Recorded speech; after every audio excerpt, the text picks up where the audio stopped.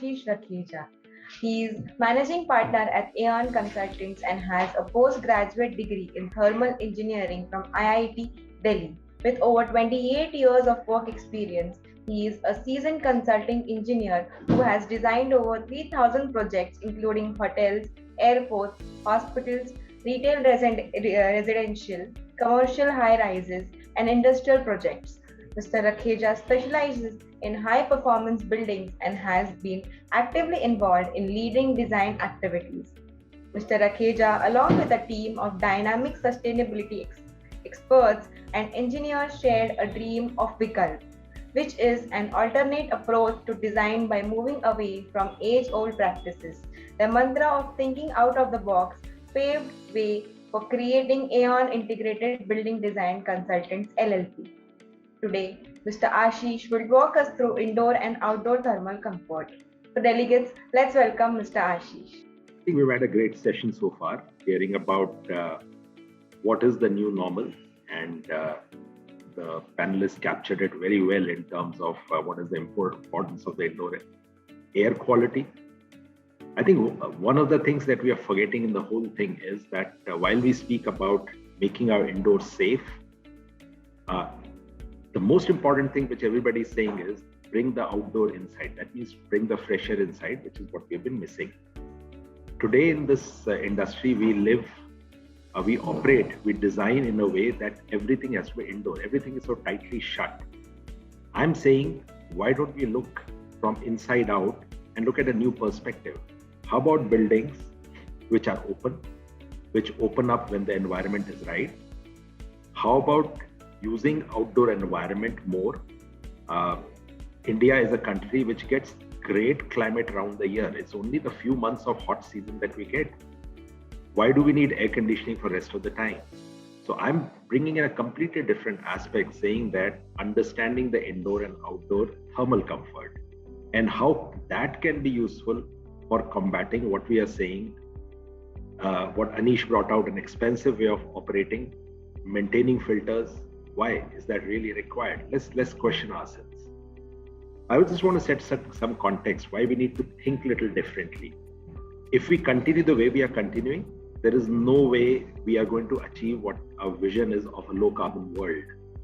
The amount of construction that is happening, or which is bound to happen, people say is going to be about one Chicago a year in India. What is driving it is, of course, the urbanization that is taking place, fast urbanization. We are expected to reach about 40% urbanization level in next decade from now. What would that mean? That would mean cities which are huge, the population which are huge. Just to give you an idea, Delhi would be the most populated city by 2030, where we'll have 39 million people to 40 million people staying there. What is driving this, fueling this construction boom? Of course, the amount of cities and the infrastructure projects we are doing. While the world is concentrating on renovating their infrastructure or making buildings here and there, we are talking about making cities, airports, railway stations and all. Given that fact, whatever we have done in the green building movement, of course, is a commendable progress of doing nearly 8 billion square feet, as the Indian Green Building Council recently released its figures, talked about. But that's not going to be adequate because these green buildings are still touching just what we call a tip of the iceberg. Our problems are far acuter. If I look at the city like Bangalore, look at the image on the left top. That is what the city was in terms of greenery in 1970. And in 2010, that's the number that we achieved. Look at the redness all around. That means the amount of urbanization that took place. Why I took Bangalore as such was because Bangalore is an air-conditioned city. It's an ideal climate it has. But look at the urbanization we are doing, and the land surface temperature itself has gone up by nearly 2.5 degrees. If we have to reverse this, if we have to enter into a low carbon world, just doing the conventional way of air conditioning, just doing the conventional way of looking at the things of designing our air conditioning systems, which are leading to a bigger problem, is not going to work. I want to introduce a concept of what we call a feel-like temperature, or as the technical term that we use is Universal Thermal Climate Index, UTCI, which is about what we feel when we are outside. So to give an example, if you stand outside in peak summer, if the ambient temperature is 45 degrees centigrade, your feel like in hot wind and the hot sun is going to maybe about 60 degrees centigrade. So the feel like temperature has a great connotation that we need to understand. And as for the Beaufort scale that is normally looked at, anything between 9 degrees to 32 degrees is a great way of feel like temperature where people are able to withstand, and Indians incidentally have that built into them because of the climate that we have lived in. Now, to give an idea, this is an experiment which was done where if you look at it, the green in these bars that you see, green shows the percentage hours that you feel comfortable in terms of thermal comfort. If you are in a 75% shade, that means you are 75% time shaded, only 40% time you feel comfortable. But if you are in 100% time in shade, nearly 60% time you are comfortable. In the same climate, when you have good greenery around you and water bodies, that becomes 78% time. And when you have a good airspeed, that 78 becomes 84% time. That means in the same climate, from 40%, it has gone up to 85% of a thermal comfort outdoor just by having a right temperature, relative humidity, shade, and wind speed. So the combination of 4, temperature, relative humidity, shade, and wind speed. And that is a key what one can look at. Now, even in a place like Singapore, which is actually hot and humid climate, warm and humid climate, they conducted this experiment in which they looked at it. They looked at the feel like temperature, and if you look at on the right, when the sensor was put in the sun, the feel like temperature was 37 degrees. Moment the sensor was brought into shade, the feel like temperature went to 32 degrees. And moment there was a shade with wind movement and with the misting, which is about air being saturated water, the feel like temperature dropped to 26 degrees. Now, this is something that we very successfully have been experimenting with in projects in various parts of the country. And we have seen that the feel like temperatures have dropped by using these shading devices, by using vegetation, by using water, by using misters, and validating their performance using the simulation tools.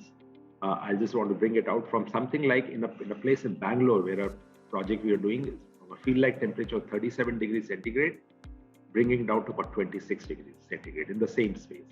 Now, when you have more comfortable outdoors, obviously people will tend to go out. The fear of having indoors, staying with corona, of course, gets minimized because you are enjoying the space outdoor more. Carrying the same logic to indoors, which is what we call indoor thermal comfort. We have all traditionally followed ASHRAE standard 55 and looked at it by saying that, oh, this is the temperature considered condition specified, and we are going for 20 degrees, 21 degrees, 22 degrees centigrade temperature. Not realizing that the standard 55 or the concept of thermal comfort again rotates around those 4 parameters: temperature, relative humidity, wind speed is what they're looking at. So when you're looking at indoor, all the 3 elements become important, and the relationships of those define how comfortable you are indoors. There is an indoor environmental quality standard, IEQ standard, which I had the opportunity to chair. 2019, we came out with the second version of it, where we have actually classified the building in terms of the indoor thermal comfort as Class A, B, and C. Class C being the minimum acceptable requirement and Class A being the aspirational. There again, the relationship is between temperature, relative humidity, and the air speed. And it has proven that you can actually elevate the indoor temperature if you have a higher wind speed, or the higher air movement speed, which is there in the space. The same concept got picked up in the wellness standard. The IGBC health and well-being standard makes a reference to the ASHRAE indoor environmental quality standard, and that concept is there. So from my perspective, I look at it going forward, the buildings are going to open up, and that opening up is best way to make sure we are free from future pandemics also, because outdoor air is what we need. In fact, in operation theaters or the areas where we are looking for a COVID-free environment, we want 100% fresh air. If that be the case, why can't we, in our climate, when there's a 6 months of shoulder seasons, nice weather, good diurnal temperature, that means the difference between the daytime temperature and nighttime temperature, why can't we open up the buildings, allow the fresh air to come in maximum most of the time? Only when it starts getting warm, we have fans running there, possibly that'll be enough. Once you have is becoming a little more warm, one can have things like the air conditioning coming on at that point of time. Not only the operation cost saving, but also a great way of mixing outdoors with indoors. Concept of using HVLS fans has already started coming into the country, and people are trying out their offices using the same concept. Going to the concept of free cooling, air side economizer is something that we need to look, bring it back, and even bring back the evaporative cooling, because with the advent of double stage evaporative cooling, we can actually get very low temperatures using those. So I think we need to try those out. In my own office, I've done that. This is the seating layout from my office, where we have ensured that we are sitting away from the windows so that there's no direct gain. We've got windows which are openable. We have fans like these in our office. These are actual images from our office. And this is how it looks like. So the air conditioners and fans both. We open the windows when the weather is right. We run on 100% fresh air when the weather is right. In fact, from October till March, we don't even switch on air conditioners. It's not required. We've got just fresh air running there. And we maintain a temperature of 27 degrees in our office. So it's quite possible to do all of that. And that is what the true sustainability and the green will be all about. That is how, if you want to move towards a better indoor environment, low carbon world, I think that's what we need to do. And that's what true sustainability is.